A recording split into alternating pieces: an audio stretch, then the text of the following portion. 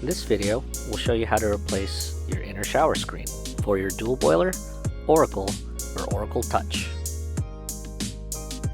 You'll need your 4mm Allen key that comes with your unit, new inner shower screen, and maybe a toothpick.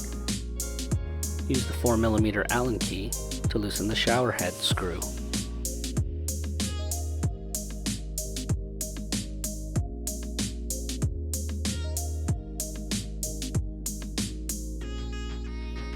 The screw, outer shower screen, and inner shower screen will all fall out together.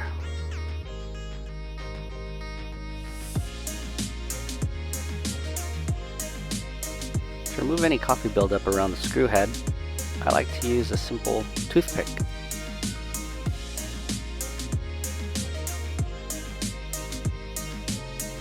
Place the screw on top of the Allen key.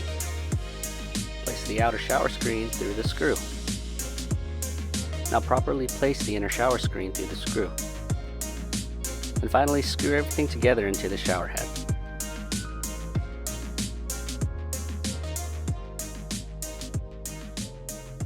And you're ready to use your unit.